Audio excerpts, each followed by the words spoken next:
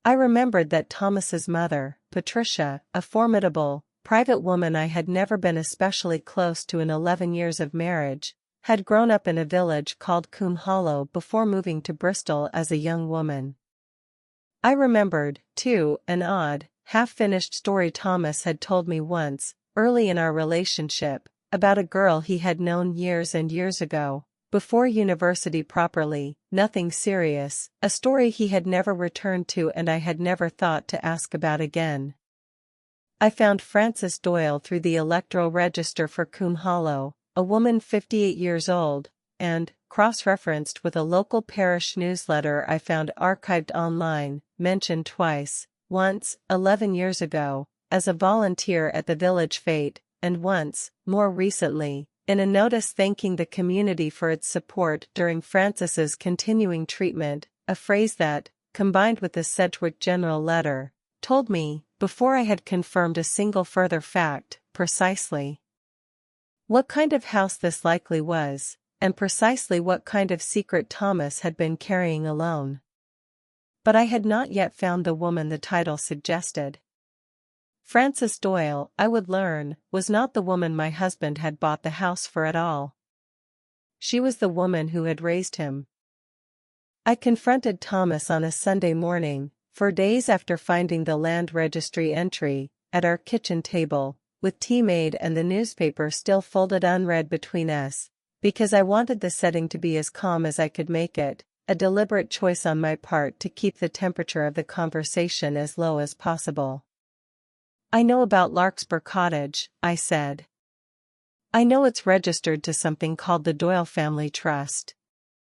I know you've been taking money from our savings since February to pay for it.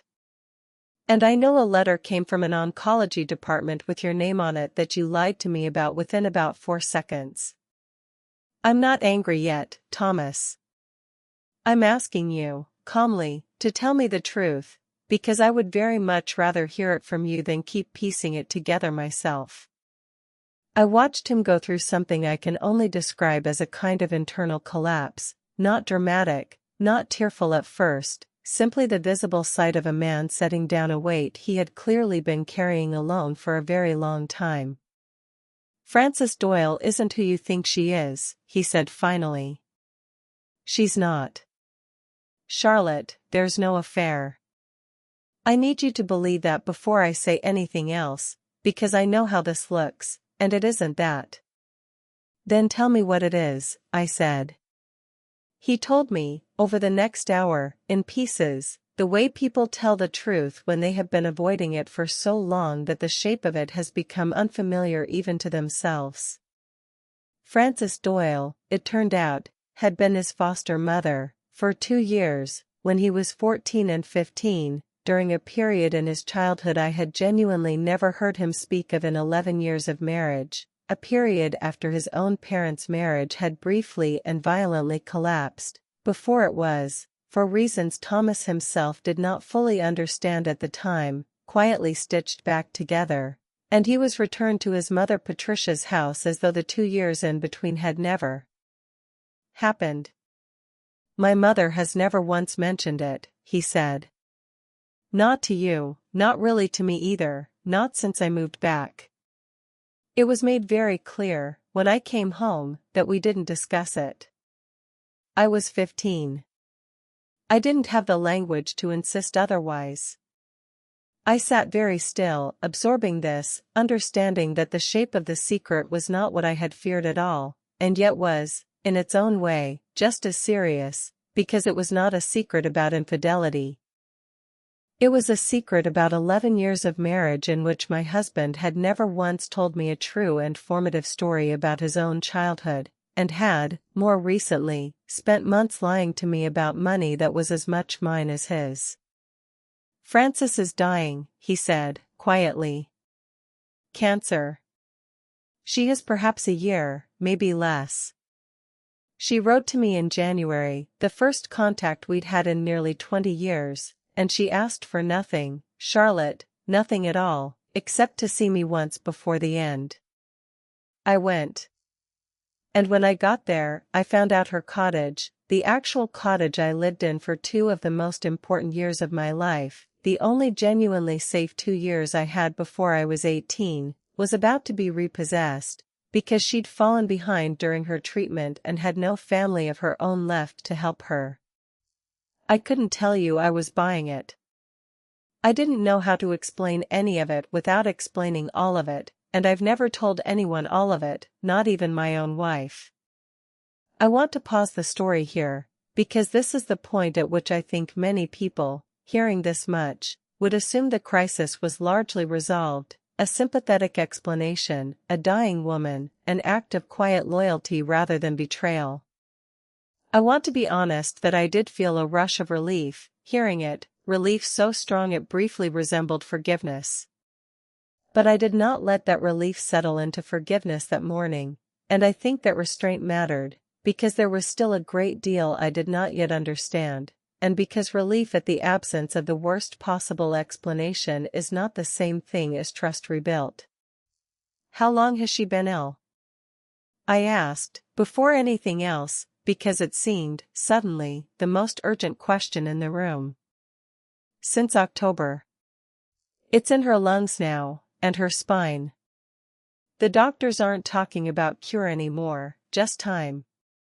His voice caught slightly on the last word, and I watched him press his palm flat against the table, the way he does when he is trying to hold himself together through sheer physical pressure. I found out about the repossession notice almost by accident. She mentioned it, very lightly, as though it hardly mattered, and I understood, looking at her face when she said it, that it mattered enormously, and that she had decided, somewhere along the way, that she wasn't allowed to ask anyone for help with it. So you decided for her that she was allowed? I decided I couldn't let it happen while I had the means to stop it. Whether that was mine to decide, I don't know. I've asked myself that 100 times since February. And the money, I said. Our money, Thomas. Not yours alone. You do understand that's part of what I'm struggling with, separate from everything about Frances herself.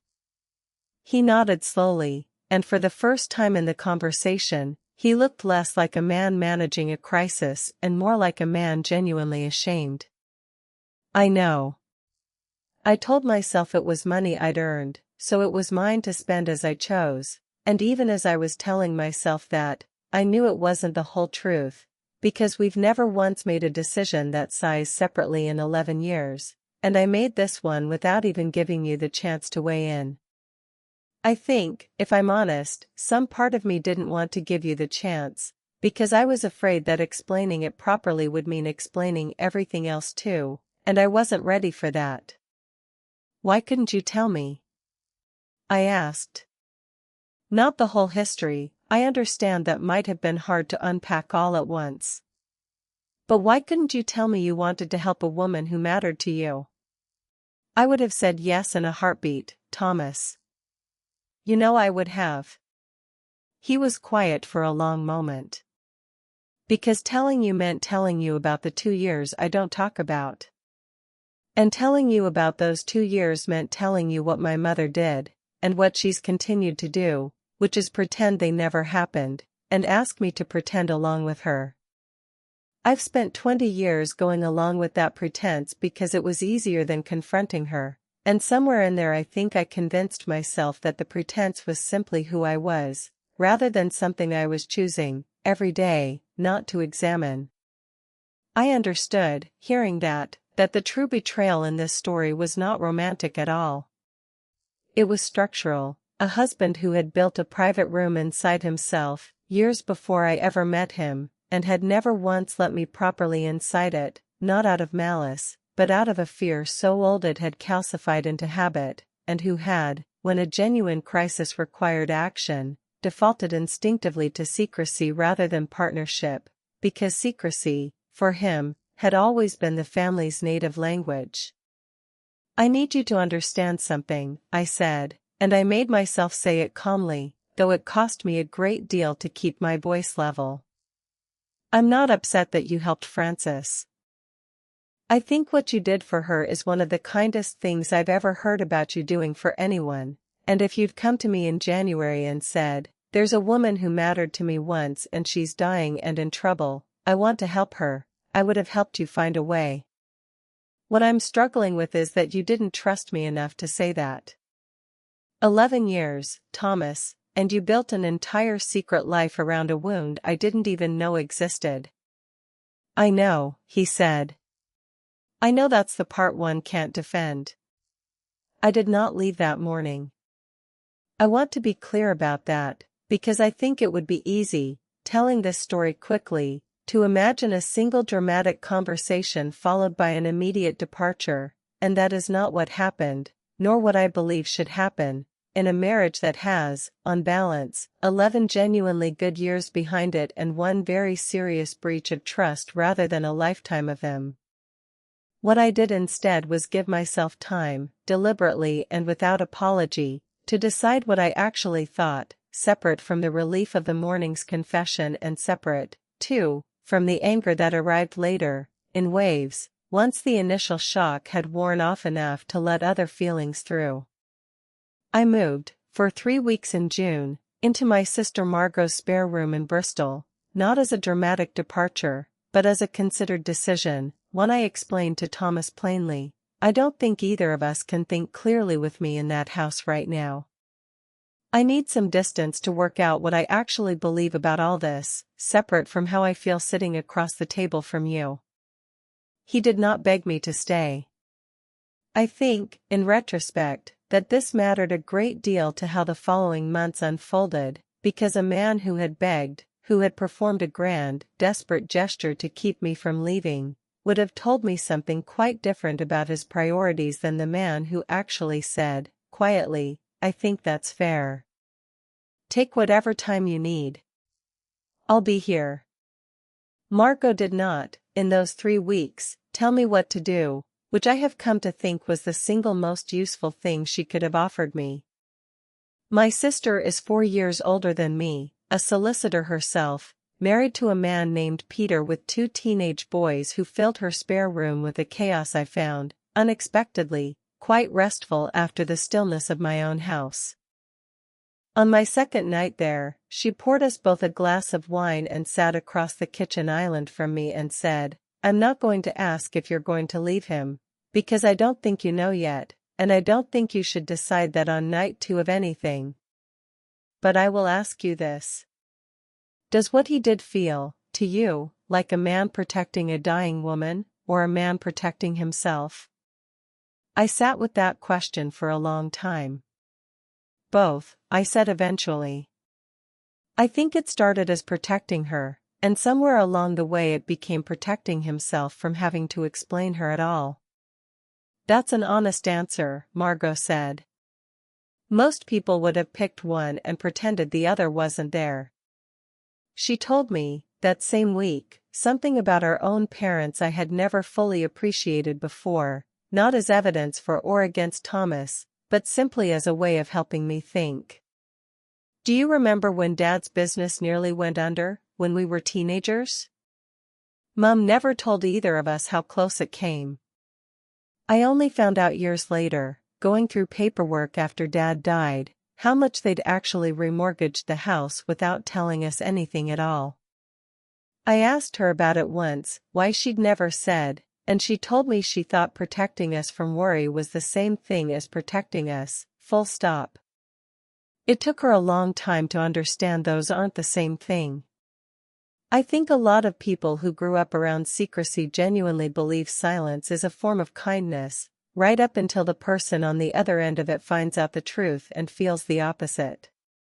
I thought about that conversation often over the following weeks, because it gave me a frame for Thomas's silence that was neither excuse nor accusation, simply an accurate description of a pattern old enough to predate our marriage entirely, one he had likely never once examined until it was forced into the light.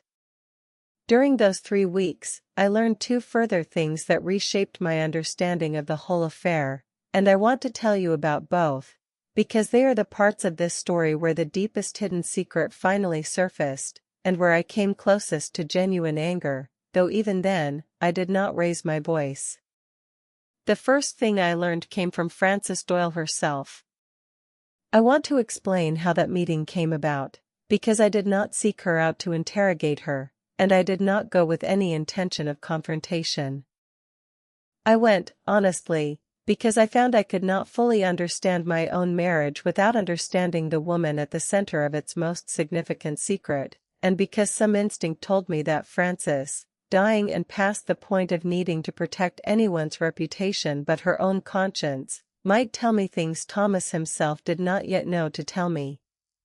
She received me in the front room of Larkspur Cottage, now freshly painted, the roof recently repaired, a small, sharp-eyed woman who did not seem surprised to see me at all. "I wondered when you'd come," she said, gesturing me to a chair. "He's a good man, your husband, but he's never been able to tell the truth about his mother without help. Sit down, love. I'll make tea, and then I'll tell you what I know, because I think you've earned it more than he's managed to give it to you himself." What Frances told me, over tea that had long gone cold by the time she finished, was this: Thomas had not been placed with her by any ordinary arrangement of the local authority, as he himself apparently believed, or had at least always been led to believe. He had been placed with her privately, informally, arranged directly between Frances and his mother Patricia, because Patricia had been, in Frances's careful phrase, not well, back then, not well in a way people didn't talk about openly the way they do now, during a period when Thomas's father had briefly left the marriage. She showed me, before she said any of it plainly, a small photograph kept in a drawer beneath the window seat, a lanky, solemn boy of about 14 standing awkwardly beside a much younger Frances outside this same cottage, both of them squinting into the sun. "That's your husband," she said, "the summer he came to me. I want you to look properly at his face in that photograph, because I think it tells you more than I can, about what those 2 years actually meant to him." I looked. He did not look like a boy on an ordinary extended visit to a distant cousin, whatever story he had apparently been told to repeat to school friends and, eventually, to me. He looked like a boy who had recently stopped being afraid of something, his shoulders held with the particular loose relief of a person who has just been allowed, for the first time in a while, to simply exist without bracing. "Your mother-in-law had a breakdown, love," Frances said. "A proper one. She couldn't look after that boy for 2 years, not because she didn't love him, I think she loved him fiercely, but because she genuinely couldn't. And rather than let anyone in the family know that, rather than let the local authority get properly involved and have it on some record somewhere, she found me, through a friend of a friend, and paid me quietly to take him in, and told everyone, including Thomas eventually, that he'd simply gone to stay with a distant cousin for a while. When she was well again, she took him back, and she never once, as far as I know, told that boy the truth of what had actually happened to her, or to him, in those 2 years. I think she was ashamed. I think shame, in that family, has always been handled by simply refusing to speak of the thing at all. I sat with that for a long moment, understanding, finally, the full shape of the secret that had shaped my husband's entire capacity for honesty, long before he ever met me, a mother who had handled her own crisis through concealment, who had taught her son, by example rather than instruction, that the family's difficulties were things to be hidden rather than shared, that love and secrecy were, in this particular household, simply the same practice wearing 2 different names. The second thing I learned came from Patricia herself, though not, I should say, through any confession on her part. It came, instead, through a conversation I had with her at a family lunch in July, one I had agreed to attend, cautiously, as part of my slow return to something resembling ordinary life with Thomas, though we were, by then, still living in careful, separate proximity rather than fully reunited. I asked her, directly but gently, over coffee after the meal, while Thomas was occupied helping his father with something in the garden, "Did you know Thomas has been in contact with Frances Doyle again?" I watched something flicker across Patricia's face, a controlled, practiced kind of stillness that I recognized immediately, because I had seen its inheritance in her son 100 times over 11 years. I did wonder, she said, carefully. He's been different these past months. I assumed it was something at work. He bought her cottage, I said. To stop it being repossessed. She's dying, Patricia. I think you should know that, if you didn't already. Something in Patricia's composure genuinely cracked then, not dramatically, but visibly, a brief, unguarded flash of grief that told me, more clearly than any words could have, that whatever complicated feelings she held about those 2 lost years, she had not, in fact, entirely stopped caring what became of the woman who had quietly raised her son through her own worst crisis. I never thanked her properly, Patricia said, very quietly. I've thought about it for 30 years and I never once managed to say it out loud, to her or to him. I told myself it was better left alone. I think, if I'm honest, I told myself that because saying it out loud would have meant admitting how badly I failed him during those years, and I have never been able to sit with that admission for very long without needing to look away from it. I did not comfort her extensively, and I did not offer her easy absolution either, because it was not, in the end, my burden to forgive on Thomas's behalf. But I did say one thing, before Thomas returned from the garden, that I meant sincerely. It might not be too late to tell her. She's still here, for now. I don't think it would undo 30 years, but I think it might matter to her all the same. I had one further conversation that summer that I have not yet told you about, with Thomas's father, Michael, a quiet, self-effacing man I had always liked without ever knowing him especially well, largely, I now understood, because he had spent 30 years occupying as little space in his own family's difficult history as he possibly could. He rang me himself, in August, and asked if I would meet him for a coffee, without Thomas, which was unusual enough that I agreed immediately out of simple curiosity. I owe you an apology I'm not sure is mine to give, he said, stirring sugar into a coffee he did not drink. I left, you know, when Thomas was 14. Not for very long, 8 months, and I came back, and I told myself coming back was the whole of the repair required. I never once asked, properly, what those 8 months had cost Patricia, or Thomas, while I was gone licking my own wounds in a rented flat in Swindon. I think I've spent 30 years being grateful the marriage survived without ever once counting what it cost the 2 of them to hold it together in my absence. Why are you telling me this now? I asked. Because Thomas told me you'd found out about Francis, and about those 2 years, and I realized, hearing that I'd never once, in 30 years, said out loud to anyone that I understood exactly why he'd needed somewhere safe to go during that time.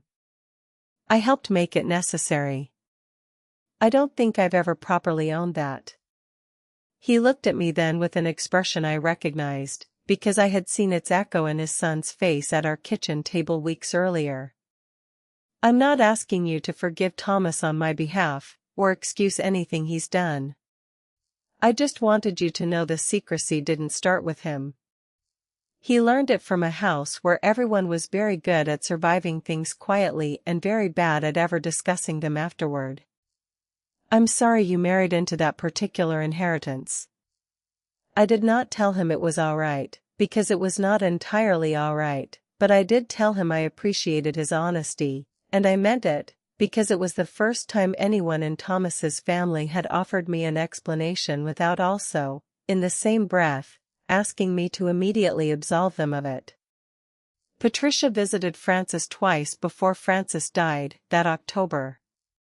I do not know precisely what was said in either visit, because it was not, finally, my story to carry any further than I already had, but Thomas told me, afterward, that his mother had cried in the car on the drive home both times, something he said he had never once witnessed in 30 years of being her son.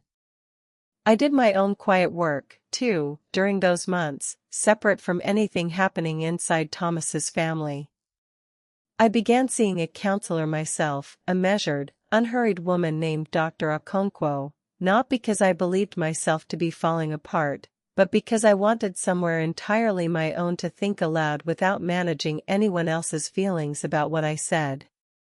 I started writing things down in the evenings, at Margot's kitchen table and then, later, at my own, not a diary exactly, more a running attempt to separate what I actually believed from what I was simply afraid of believing. At school, Sophie noticed the change in me long before I said anything explicit, the way she had noticed the earlier absence months before. "You seem different," she said, one lunchtime in July, over the same Tupperware ritual we had kept up faithfully through the whole ordeal. "Steadier, somehow. Even though I know things have been awful." "I think I finally stopped being afraid of finding things out," I told her. "For years I think I mistook not asking questions for keeping the peace. It turns out those aren't the same thing either. I want to tell you now about the decision I eventually made, because I think it is the part of this story people are most curious about, and I want to be honest that it was neither a full, easy reconciliation nor a dramatic, final severance, but something quieter and, I think, more truthful than either. I moved back into our house in August, after 9 weeks of careful distance, not because Thomas had performed some grand gesture that erased the breach, but because, over those 9 weeks, I had watched him do something I found considerably more convincing than a grand gesture. He had gone, on his own initiative, to see a therapist for the first time in his life, specifically to understand what he called the family habit of disappearing difficult things instead of discussing them, and he had begun, slowly and without prompting from me, telling me small true things about his childhood he had never once mentioned in 11 years. Not as a single confessional flood, but steadily, the way you might finally begin unpacking boxes you'd left sealed in an attic for far too long. "I'm not asking you to forgive the secrecy in one conversation," he said to me, the week before I moved back, "because I don't think I've fully earned that yet, and I don't think you owe me speed just because I'm finally being honest. I'm asking whether you're willing to let me try to become someone who doesn't default to hiding things from you, and I understand if the answer is that 11 years wasn't enough evidence that I could actually change, this late." I told him the truth, which was that I did not yet fully know the answer, but that I was willing to find out, slowly, on my own timeline rather than his, and that the willingness was not the same thing as trust restored, only the possibility of trust being rebuilt, brick by careful brick, the way you'd restore a genuinely old house rather than simply painting over its cracks. We are, as I write this, a year on from that August, still married, and I would be lying if I told you the trust between us has fully returned to what it was before, because I do not think trust, once genuinely broken, ever returns to precisely its original shape.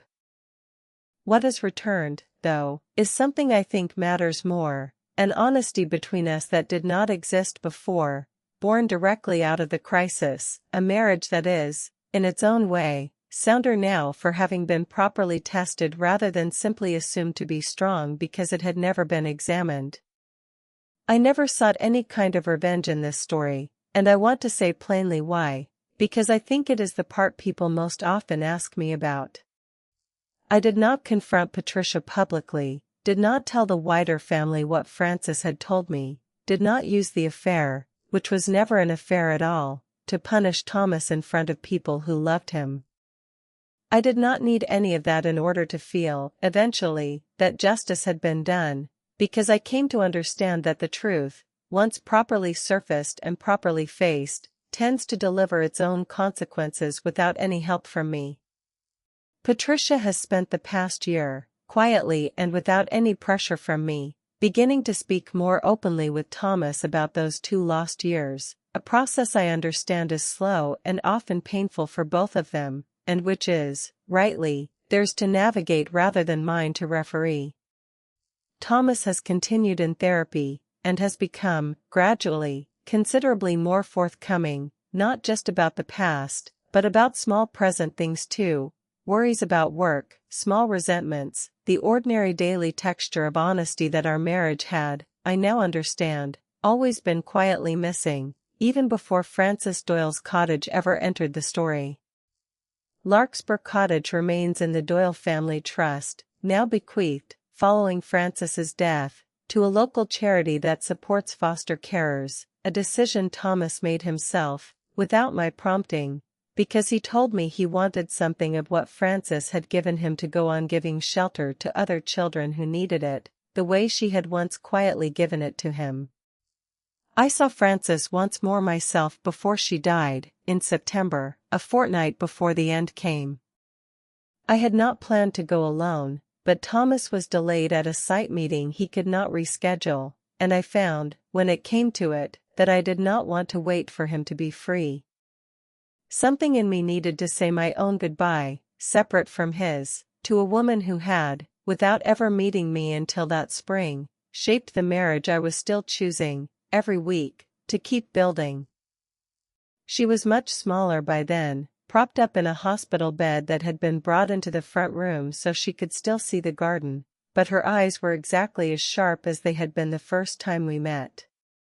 "You came back," she said. "I wondered if you would, once you'd got what you needed out of me." "I didn't come the first time to get anything out of you," I said, sitting carefully on the edge of a chair someone had pulled close to the bed. "I came because I needed to understand my own husband, and it turned out I couldn't do that without understanding you first. I'm sorry if it felt like using you." She waved a thin hand, dismissing the apology before I'd finished offering it. "Didn't feel like that at all, love. Felt like being seen properly for the first time in about 30 years, if I'm honest. Most people who've heard bits of that story over the years wanted the tidy version. You wanted the true one. There's a difference, and I noticed it." We talked for perhaps 40 minutes, about nothing very dramatic, about the cottage garden she'd never quite finished planning, about a nephew in Canada she hadn't seen in a decade, about Thomas as a boy, quietly funny, she told me, in a way he had almost entirely lost by the time he reached adulthood. He used to do this thing, she said, where he'd narrate the news out loud in different silly voices, just to make me laugh after a hard day. I haven't heard him do a silly voice once since he came to see me this year. I rather miss that boy, even though I'm glad to know the man he's become. Before I left, she took my hand, her grip surprisingly firm. "You could have made this so much harder than you did," she said. "For him and for me. I want you to know I noticed that you didn't, and I don't think it was nothing, choosing kindness when you'd have been well within your rights to choose the opposite." "I didn't do it for you," I said, echoing, without quite meaning to, the words I would later say to Thomas himself at a red light the following spring. "I did it because I wanted to be the kind of person who finds out the truth of things properly, rather than the kind who only ever manages the version of the truth that's easiest to be angry at. It turned out the truth included you, and it turned out you were worth finding out about properly." She died a fortnight later, peacefully, at the cottage, with a hospice nurse and, at the very end, Thomas himself beside her, holding the hand of the woman who had once, quietly and without any fanfare, given a frightened 14-year-old boy the only 2 years of safety he'd had before adulthood. He came home from the hospice that night and cried in a way I had only seen once before, at his own father's side at a different funeral years earlier, and I held him, and did not say very much at all, because I understood, by then, that some griefs do not need words laid over them so much as simple, steady presence. I went back to Larkspur Cottage once more, the following spring, this time with Thomas beside me, for the small handover ceremony when the trust formally passed the property to the foster carers charity. It was a modest affair, a local vicar, a handful of charity trustees, a plate of sandwiches in the newly finished front room where Francis's photograph of 14-year-old Thomas now sat framed on the mantelpiece, placed there, Thomas told me quietly, by his own hand the week before. Patricia came too, which surprised me, standing a little apart from the rest of the small gathering, watching the room with an expression I had never seen on her before, something between grief and a kind of hard-won peace. At one point she crossed the room to where I stood by the window and said, without preamble, "Thank you for going to see her. I don't think I would have found my own way to that door without you having gone first." It was not quite an apology, not in any full sense, but it was, I understood, as close as Patricia was likely ever to come to one, and I chose, standing in that room, to accept it as such rather than hold out for a version of contrition she was probably constitutionally unable to give. Driving home that afternoon, Thomas reached over and took my hand at a red light, an ordinary gesture we had made 1,000 times across 11 years, and yet it felt, that particular afternoon, quietly remade, tested and found, on balance, still sound. "Thank you," he said, "for not leaving before you'd actually found out what you were leaving." "I didn't do it for you," I said, honestly. "I did it because I needed to know the truth of my own life, whatever shape it turned out to have. It happened to turn out you were part of a story worth staying for." "That was never guaranteed, Thomas. I want you to understand that clearly. I wasn't patient because I was certain of the outcome. I was patient because I refused to decide anything permanent from inside my own fear." He was quiet for a moment, then said, "I think that might be the most honest thing anyone's ever said to me about why they stayed. I think, looking back, that the woman the title of this story implies I wasn't, the woman my husband secretly bought a house for, was never really Frances Doyle at all, not in the way I first feared. The house was bought, in the end, for a frightened 15-year-old boy who had never been allowed to properly grieve the 2 safest years of his childhood, or to properly honor the woman who had given them to him. I simply happened to be the wife standing beside that boy, all these years later, when the debt he owed his own past finally came due.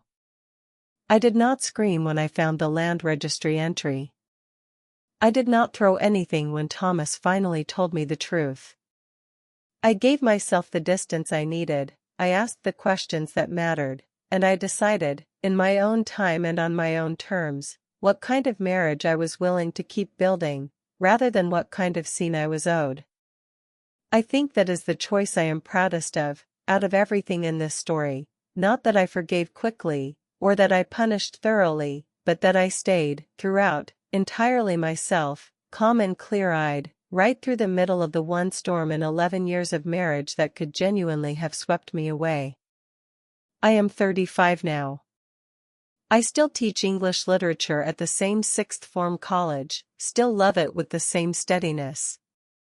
My marriage is different than it was, quieter in some ways, more honest in others, still, admittedly, a work in progress. And when people ask me now how I managed to stay so calm through discovering a secret house, a hidden childhood, a mother-in-law's decades-old shame, I tell them the truth. I was never calm because none of it hurt. I was calm because I understood, somewhere underneath the hurt, that the way I chose to meet it would matter more, in the end, than the crisis itself, and that dignity, quietly held, tends to outlast almost anything thrown against it. Thank you for staying with me through this one. If there is a single thing I hope it leaves you with, it is this: not every secret is the betrayal it first appears to be, but every secret still deserves to be met with clear eyes rather than panic. Gather the truth calmly. Ask your questions gently but directly. Give yourself real time before you decide anything permanent. And whatever you find at the end of that patience, meet it from a place of self-respect rather than fear, because the way you carry yourself through a crisis is often the part of the story you will be proudest of, long after the crisis itself has faded. If this story stayed with you, there are more like it waiting. Until next time, protect your own peace first, and let the truth, however complicated, always have the room it needs to surface properly.